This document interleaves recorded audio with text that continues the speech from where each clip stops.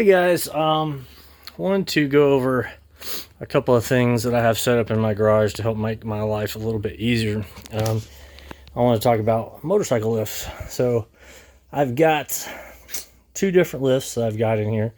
I'm going to show you how they are both put together and about what it costs for me. But that's a little different because I bought the this two-post lift, just one portion of it, from a gentleman for $250, and was able to turn it into a magnificent motorcycle lift. So it works great, great for changing oil, stuff like that, but not so much for like changing wheels or fork seals, things like that. That's what I use the other lift for, and I'll talk about that one here in just a second. So this one is just half of a two-post lift. There is no hydraulics in it. I use a hoist that's up in there that's attached to a pulley, and it pulls it up. You could hook this up with hydraulics and have like a motor hooked over here, a power unit over here with a little push button and release, just like I have on my other two lifts for the cars over there. But I decided to go with the electric, and it works great. Electric's really fast, so it zips this thing up and down. It does have a lock on it still, so it's locked in place right now. But basically what I did is just extended the arms straight out. I made a metal plate that goes underneath here. Motorcycle ramp from Harbor Freight, 2x8 or 2x10, can't remember. It's inside this. And once again, this is just bolted to make that metal bracket to hold this, and then it's bolted down with one bolt in the center. Those holes are where the little rubber pads would normally go on your lift, so I just put a bolt and some big washers there. And then this is bolted to the wood that's underneath it, and then this motorcycle wheel chock is bolted to this. And then what's holding all the weight of it is the chocks have these bars that stick out and have little rubber feet on it. Well, I just cut that off, and it sits right in there. It's nice and level. Keeps it exactly where I want it to be. You can see the pulley up there, and then the hoist.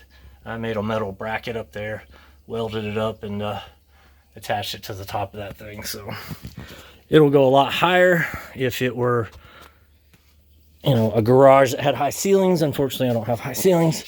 But I acquired another Z125. Actually, I've got three total if you think about it, but two that are that have a title. So this one didn't have a title, so I took all the motor and everything off of it and built it onto a frame that I had. And I was like, well, I need to put the forks on and all that stuff. Had to strip two bikes down and then build one, basically. So I was like, I don't want to be on the garage floor in the middle of winter doing this. It's cold.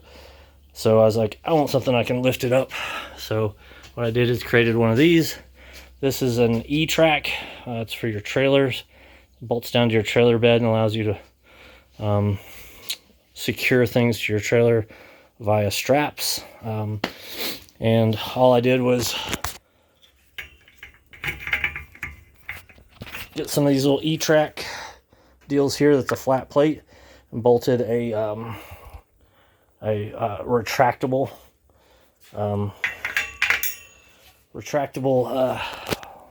strap to it.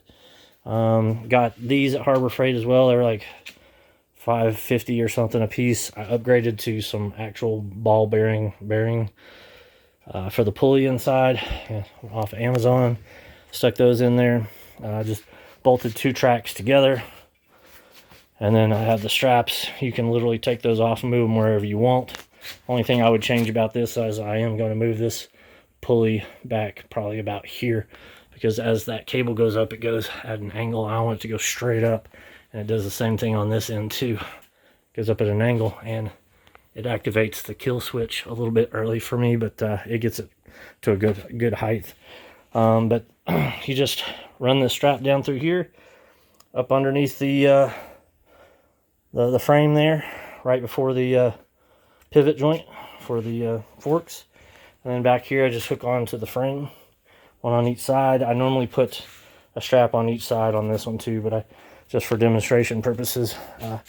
And I just got done replacing the chain, so I figured this would be a good time to do a video on it. But I'll just show you real quick. Wireless remote, hit the start button, hit up.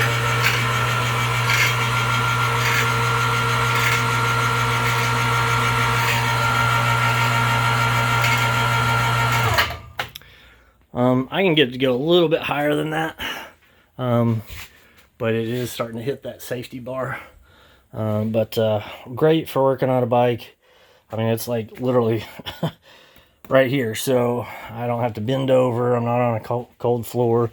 Like I said, I just replaced the chain on this, and then when I went to tighten it up, of course, I lowered it back down, put weight on it, but the chain's brand new chain, just put it on.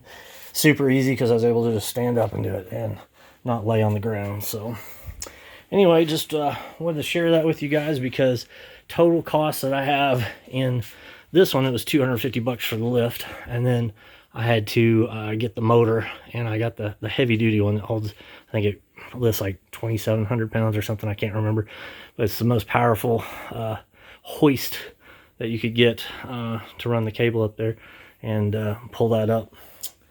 I think it was 150, 160, something like that. Now this hoist is the same thing, but it's a smaller one. It's only like a 1,250 pound one, and it was like $100 on Amazon. Total cost on this one was $320 for everything, and that's with the upgraded bearings for the pulley there. So, and then that one was $250 plus 150, so $400. So, great ideas, and a lot less expensive than a lot of motorcycle lifts that I see out there, and this is a lot better in my opinion.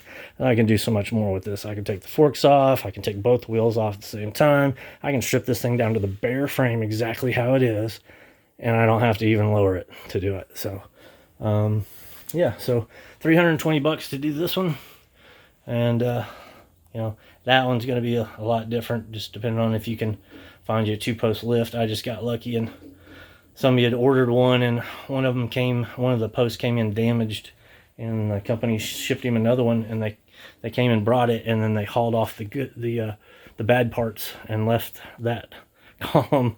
And lucky me, it was missing the pins, so I had to buy some pins to put back there. But other than that, a really good deal for $250.